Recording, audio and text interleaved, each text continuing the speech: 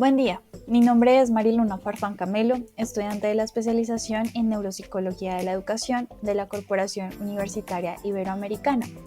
El día de hoy vengo a hablarles sobre la percepción, un tema bastante amplio pero supremamente necesario para comprender parte de nuestro actuar y los cambios que podemos tener debido a alteraciones en los mecanismos de nuestro cerebro. Así pues, los temas que abordaremos en este video son procesos sensoriales, haciendo una pequeña introducción, transducción, procesamiento subcortical, corteza cerebral y procesamiento, y por último veremos tipos de agnosias. Sin más que decir, vamos allá. Introducción a los procesos sensoriales.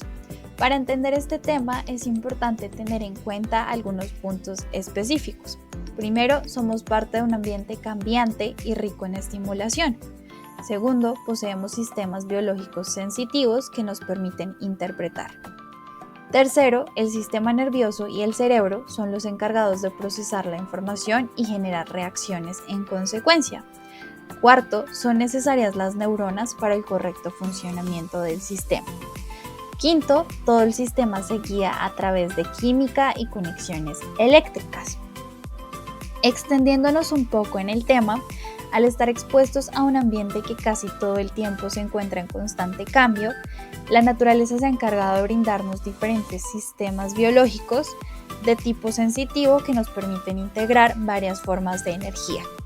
Lo que llamaríamos sistemas sensoriales, los cuales son responsables de nuestra supervivencia al recoger información del ambiente y llevarla a nuestro sistema nervioso para generar cambios conductuales de corte adaptativo. Ahora, nuestro cerebro, el lugar donde se realiza esta conversión de estímulos e información, necesita de dos tipos fundamentales de células, que en este caso serían las gliales y las neuronas. En el caso de las segundas, tienen un objetivo primordial y es el de recibir, procesar y transmitir información. Y esto se hace a través de multiplicidad de conexiones que necesitan de energía y procesos químicos para así establecer sinapsis. De ahí que todos los estímulos captados desde el exterior por los órganos sensoriales, como la luz, las ondas sonoras, las fuerzas mecánicas, entre otros, deban convertirse en cambios eléctricos neutrales a través de un proceso que incluye una filtración y una ampliación. Teniendo en cuenta lo anterior, es importante hablar de receptores sensoriales, ya que son fundamentales para detectar la información sensitiva, y adicionalmente son estructuras especializadas que permiten convertir estímulos del ambiente en señales eléctricas que el sistema nervioso pueda procesar para responder. En la imagen podemos observar las diferentes estructuras de los receptores sensoriales correspondientes a la visión, tacto, olfato, audición y gusto. Y ya teniendo en claro ¿qué son los receptores sensoriales? Podemos hablar del proceso de transducción, que hace referencia a la transformación o conversión de una forma específica de energía a impulsos o señales eléctricas codificadas. En la parte inferior tenemos un ejemplo. Primero tenemos una señal, en este caso sería la luz. Esa luz es captada por el ojo y pasa al proceso de transducción. Luego va a procesarse al cerebro cuando ya está convertida en una señal eléctrica para así producir una acción en consecuencia. Y debemos decir que este proceso de transducción se logra gracias al potencial de membrana.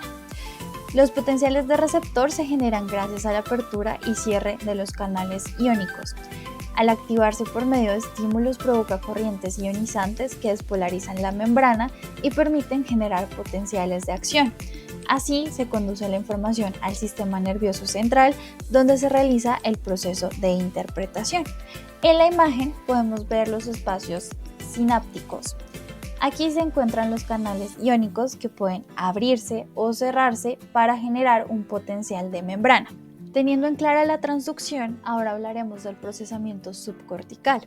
Es importante decir que es la primera fase del procesamiento de la información en el cerebro. Y adicional, cada tipo de información, de acuerdo a su clasificación, tiene un recorrido único por el sistema nervioso. Cabe decir que la mayoría de información que se recaba por medio de los sistemas sensoriales y que a disposición del receptor inicia su proceso en varias de las estructuras subcorticales antes de partir a la corteza cerebral, donde se especula tiene lugar la percepción. Aquí encontramos algunos ejemplos de la vía específica que sigue cada uno de los tipos de información sensorial. En el caso de la visión, las células ganglionares de la retina envían su sistema axón a través del nervio óptico para alcanzar el núcleo geniculado lateral del tálamo, además de enviar información en menor medida al hipotálamo para la regulación de los ritmos circadianos, a la región pretectal para el control de reflejos de la pupila y el cristalino, y al cólico superior para los movimientos de orientación de la cabeza y los ojos. Para la audición, la información proveniente del nervio auditivo llega a los núcleos cocleares del bulbo raquídeo. Para la audición, la información proveniente del nervio auditivo llega a los núcleos cocleares del bulbo raquídeo y transcurre por varias vías paralelas, terminando, por lo que se refiere al procesamiento subcortical, en el núcleo geniculado medial del tálamo. Finalizando con el gusto, la información es enviada a través de 3 nervios craneales: facial séptimo, glosofaríngeo noveno y vago décimo, hasta el núcleo del tracto solitario para alcanzar las neuronas del núcleo ventral posteromedial del tálamo, del hipotálamo lateral y de la amígdala. Por lo tanto, hay que hablar de la estructura subcortical, donde se destaca una estructura debido a sus funciones de procesamiento de información sensorial, y es el tálamo. Pues, exceptuando la información olfativa, este sistema funciona como centro de relevo y verificación para todos los estímulos provenientes de la visión, audición, tacto, gusto y somatopercepción antes de ingresar a la corteza cerebral. No obstante, la información que llega al tálamo está supremamente organizada debido a la intervención de varios sistemas, no solo del área subcortical, que se encargan de generar conexiones que modulan y modifican todo el proceso que se desarrolla en esta estructura, porque aunque es la principal, no es la única, y los núcleos del tronco del encéfalo deben supervisar igualmente la información antes de que ingrese a la corteza.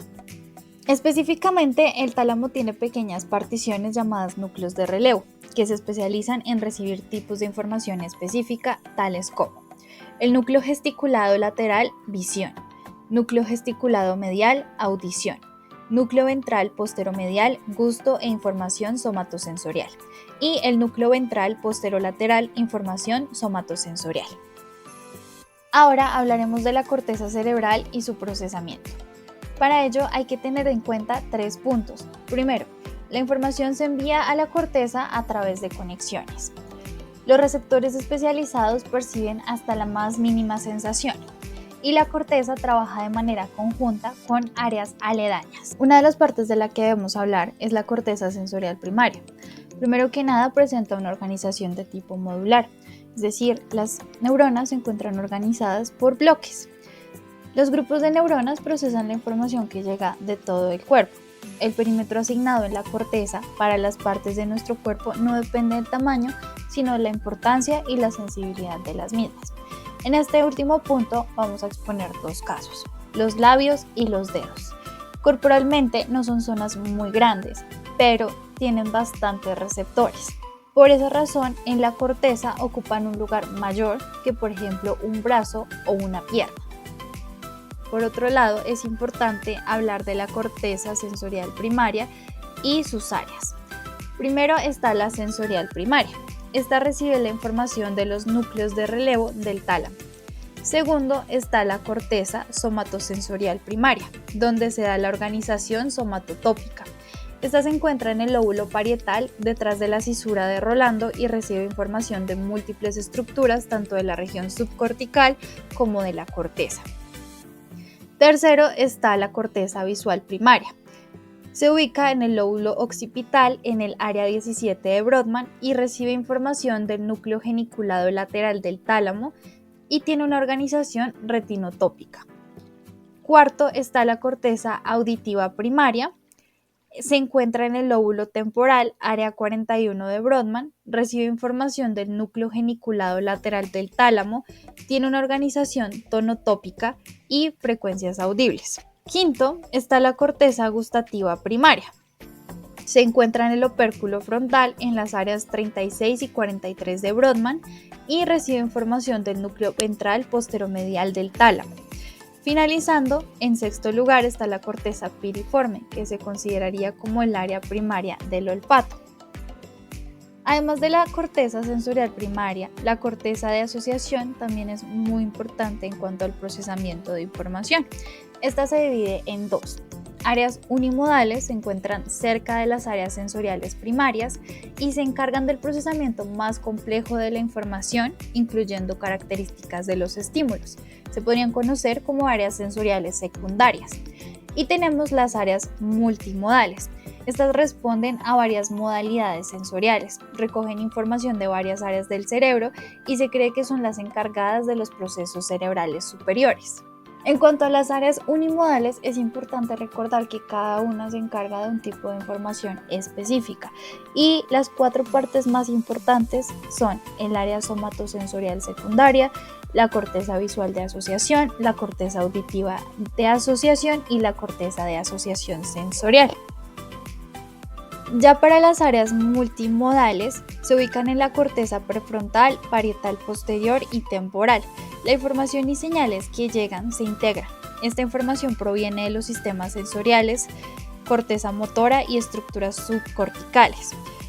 Hay una integración de orden superior y funcionan como unión entre la parte sensorial y motora. Y ahora, ¿de qué son responsables cada una de las subáreas? La corteza de asociación parietal resulta importante en los procesos de atención y motivación. La corteza de asociación prefrontal es necesaria para el razonamiento, las decisiones, la información emocional y la memoria de trabajo. Respecto a la corteza prefrontal dorsolateral, es importante la solución de problemas teniendo en cuenta las experiencias y decisiones anteriores. Y finalmente, en la corteza de asociación temporal, se encarga del procesamiento de orden superior de señales visuales, auditivas, atención y el lenguaje. Para finalizar este tema, hablaremos de reorganización cortical. Es importante tener en cuenta que el cerebro es un órgano que se encuentra en constante cambio, y estos cambios se dan en cortos periodos de tiempo.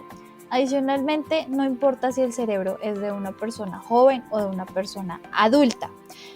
Esto se debe a que el tamaño de las representaciones corticales pueden variar en función del uso y experiencia de los estímulos. En caso de que una de las áreas que lleva información al cerebro quede vacía, pasará a procesar otra información. Un ejemplo para esto es el que nos brinda Jenkins y Merzenich en 1987, cuando extirparon la región que recibía la información de la palma de la mano y la zona contigua asumió esa tarea en un corto periodo de tiempo. Esa adaptación apunta a que nuestro sistema nervioso es modificable y que la organización funcional de la corteza no es inmutable, es decir, puede cambiar.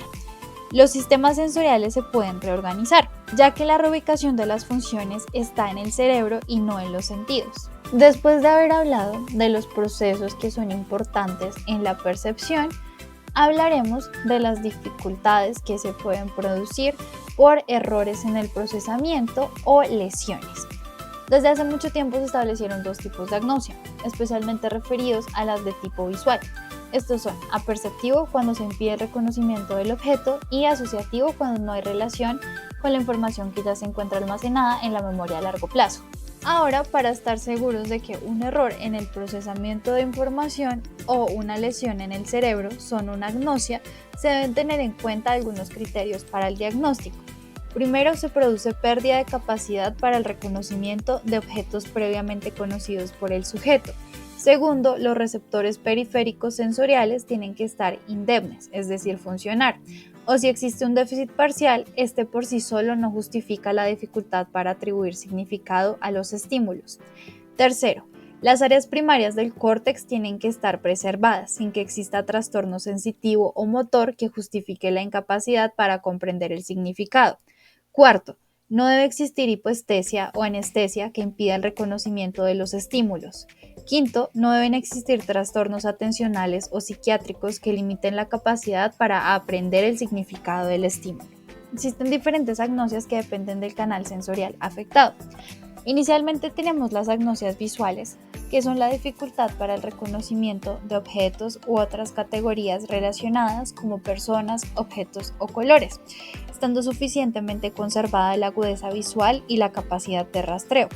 Hay diferentes tipos. Está la agnosia para los objetos. Esta es la incapacidad para reconocer objetos y dibujos presentados en la modalidad visoperceptiva. También es la dificultad para denominar, recordar o describir su significado.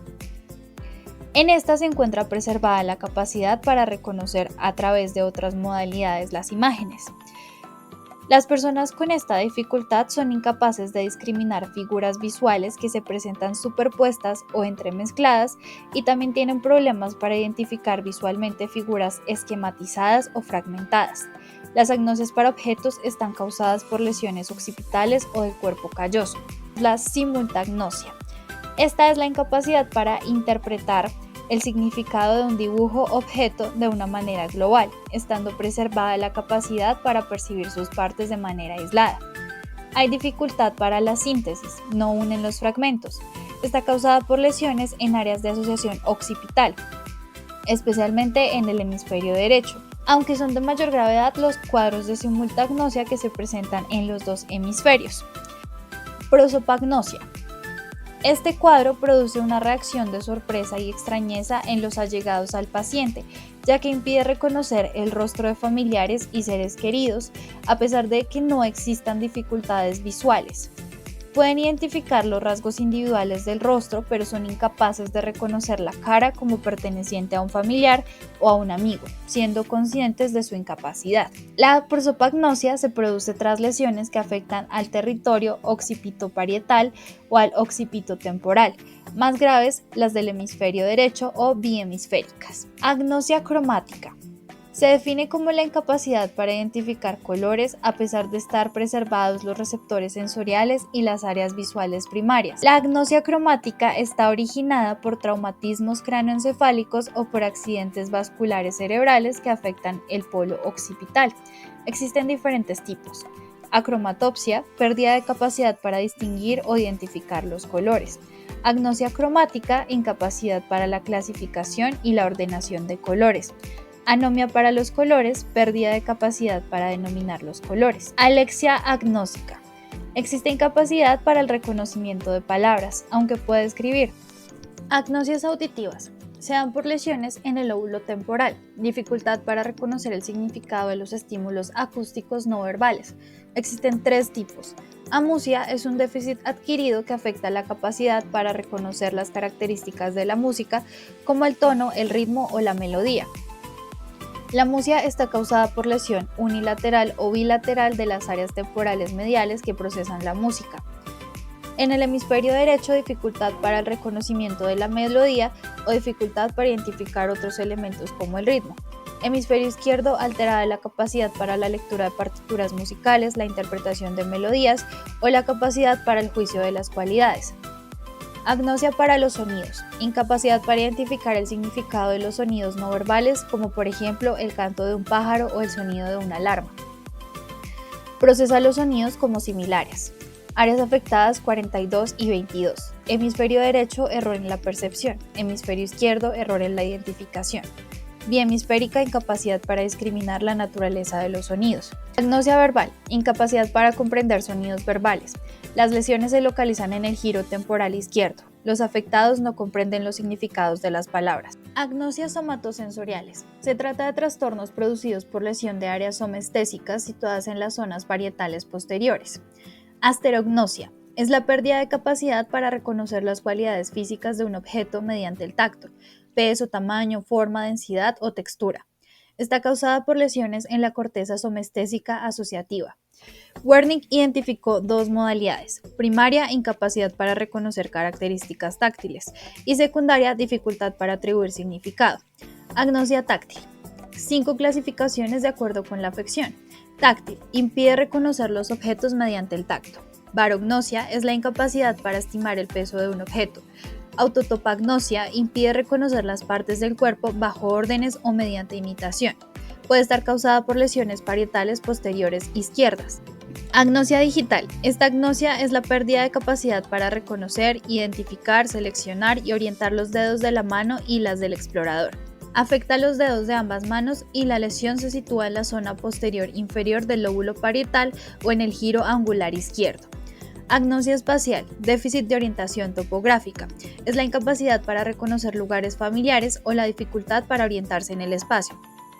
Las personas son incapaces de realizar recorridos sencillos o se pierden en su propia casa. Se debe a lesiones que afectan a áreas occipitales o hipocámpicas del hemisferio derecho o a lesiones occipitales o hipocámpicas bilaterales.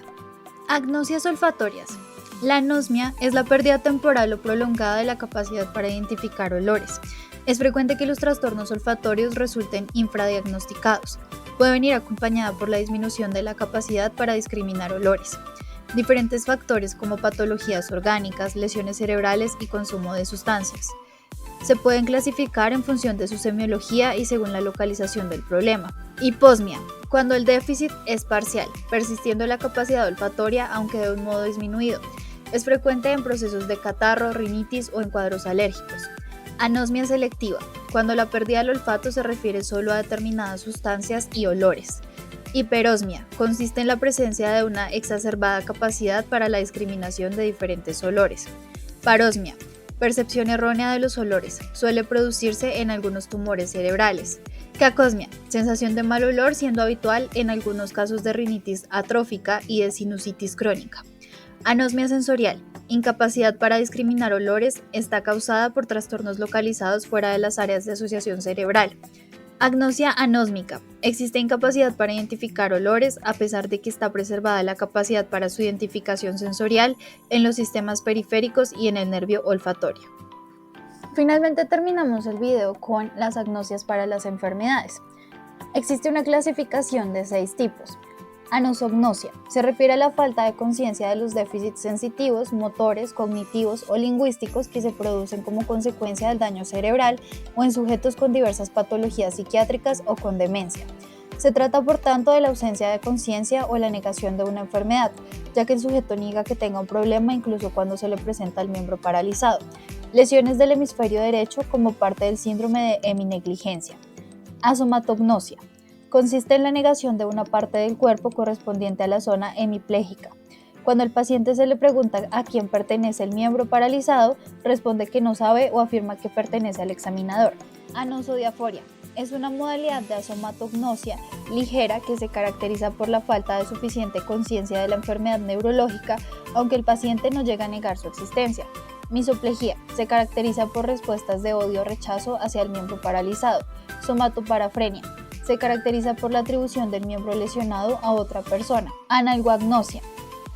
Es la incapacidad para la comprensión del dolor a pesar de que no existía hipoestesia frente a los estímulos dolorosos. El paciente percibe los estímulos dolorosos de un modo desagradable pero sorpresivo, como si el origen de la sensación fuera ajena a él. Está causada por lesiones del hemisferio izquierdo, especialmente en la zona supramarginal. Muchas gracias por la atención, espero que esta información haya sido enriquecedora para su aprendizaje.